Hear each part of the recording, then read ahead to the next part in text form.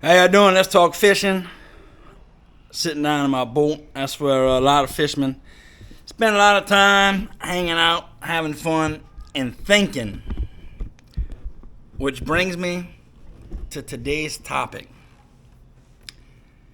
And it's a touchy one. And normally I don't get too much into touchy conversations or controversial conversations, but there's things that I'm dealing with now that I didn't have to deal with as a young fisherman in 1995 when I decided to learn to catch bass or try to learn to catch bass. And Mark Davis won the Classic that year, throwing a fat-free shad, catching suspended fish. He won the Classic and Angler of the Year that year.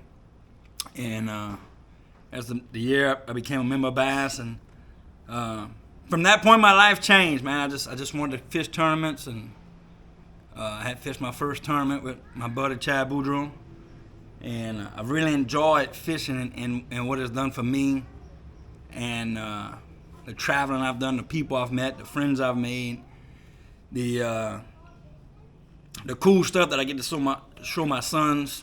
Ben's back there behind the camera, and but somebody like me at 41, I've had to deal with things a little bit different, and dealing with this topic, I've talked to some of the best in the game. I've talked to Greg Hackney at length with this, Stephen Browning, Bill Owen, Gerald Swindle, Brett Height. Even talked to Denny Bravo about this a little bit, and they've all been real cool about it. But we can't ever figure nothing out and get on the same page, and that happens a lot in tournament fishing and dealing with different kind of fishermen from different parts of the country. But this topic that I'm gonna bring to y'all has really been it's been a thorn in my side for a long, long time.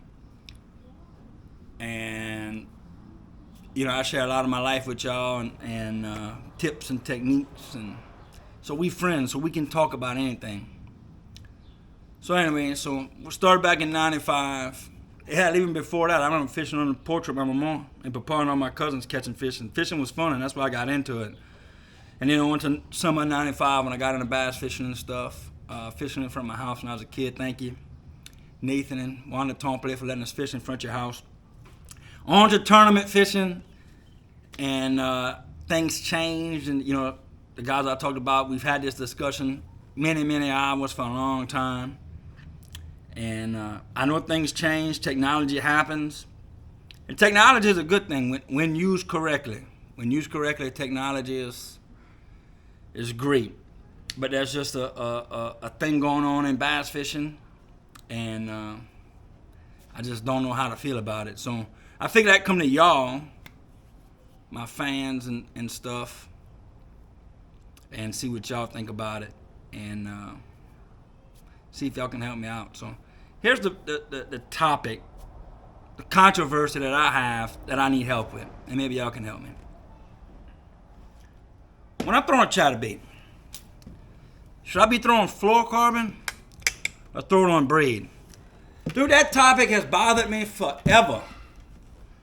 And if you talk to different fishermen, you hear different things. So should I be throwing braid or fluorocarbon?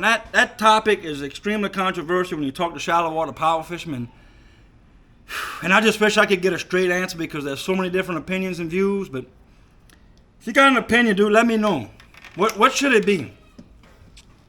Fluorocarbon or braid when I'm throwing that chatterbug? Please let me know.